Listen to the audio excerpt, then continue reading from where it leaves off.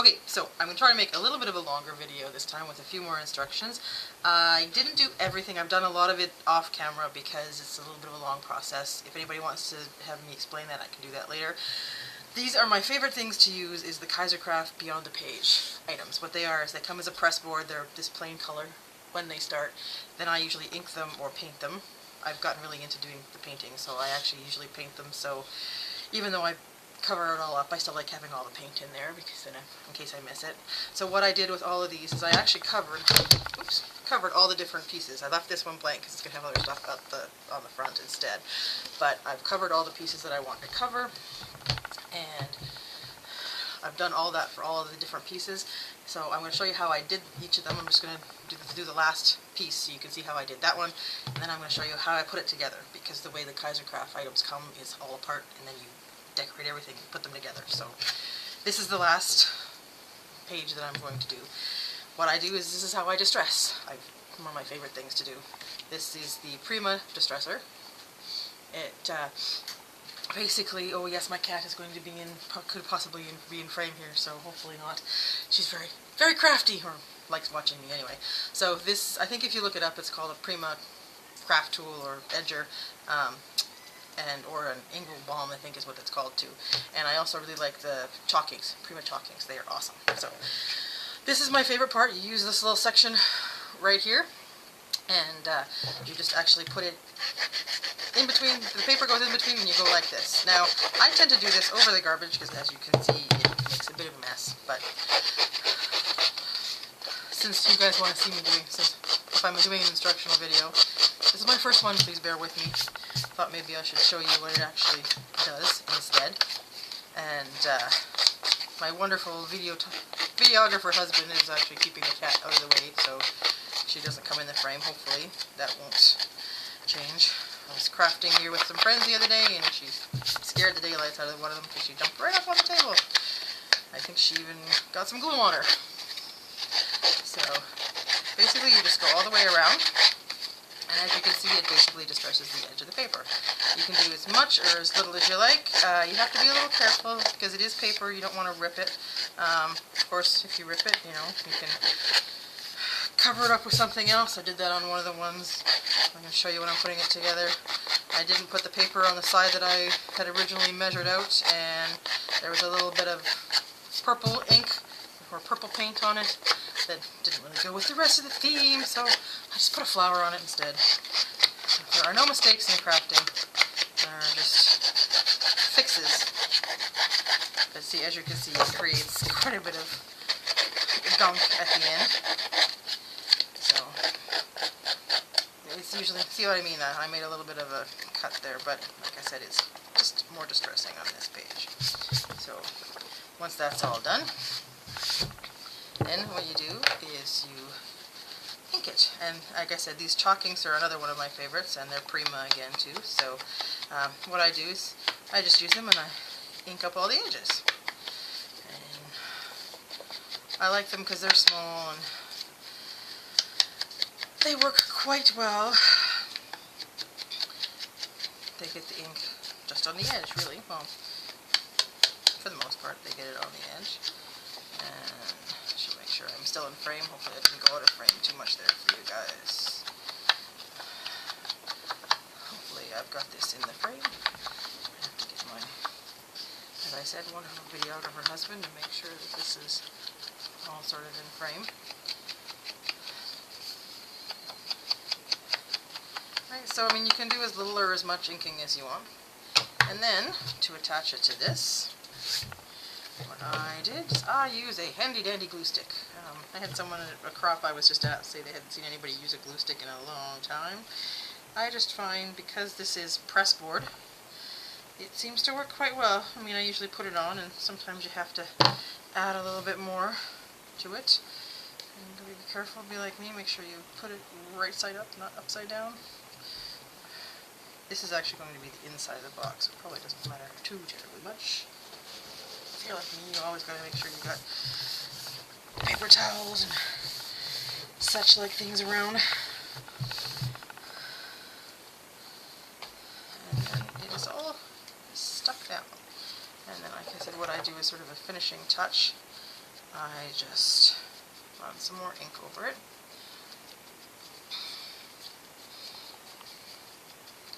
So that it is all distressed looking. So like I said, that was the last piece. So now I've got all my sides covered. And like I said, see, I've got all the different sides covered. And like I said, they actually all come, sorry, excuse me, it all comes apart. So what I normally do before I put it all together is I just make sure everything is where I want it to be. Like I said, I did that before and then still kind of made a boo-boo. So then it's all going to go like this. So what I'm going to do first is kind of just take everything apart this way. I'll show you what I've done on this one. On the inside, I didn't cover up the holes. This is going to be the bottom, which you won't really see very much. I hear my cat's having a fit over in the corner. Sorry about that. So basically, I covered up the holes on the back, so you can't see them on the back. But like I said, on the front, I didn't. So then what I'm going to do is I am going to put the two back pieces in first. And what I do is with my glue gun, I just, you're not going to be able to see this one, so I'm going to go like this.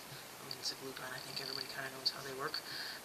But what I do is I just put a little bit of glue in there so that it is going to actually all stick. Sometimes I do run a little bit from here to here just to see how that'll work. If you're like me, I hate glue strings, but that's how they go. I'll make sure I have the taller one in the back. And then, like I said, these pieces just slide in. Because it's a glue gun, there's just a little bit in there to help it work out well. This one's going to be a little easier because all these pieces should go in fairly easily. And they should... Well, the hardest part is going to be putting this top on. I want to make sure that I don't glue everything in and then have the top part not fit. Because it has to slide in. And like I said, if you end up having some of the glue strings or that kind of stuff show afterwards, then I just usually add a flower or something like that. Like I said, you can see a little bit of the glue at the front. I am most likely, kind of see it there at the front. I am pretty much guaranteed I'm going to be adding flowers, etc. to that, so then you won't see it at the end. Now, this is going to be the tricky part because this one, these have to fit inside here like this. So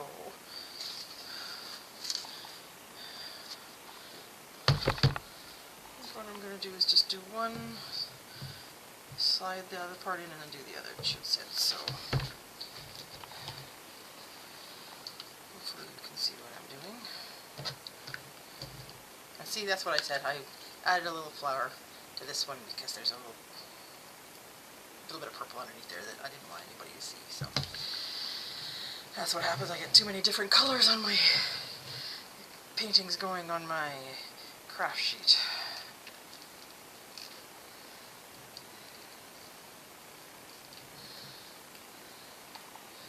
Might be in need of a new glue gun here shortly. We'll see. So far so good.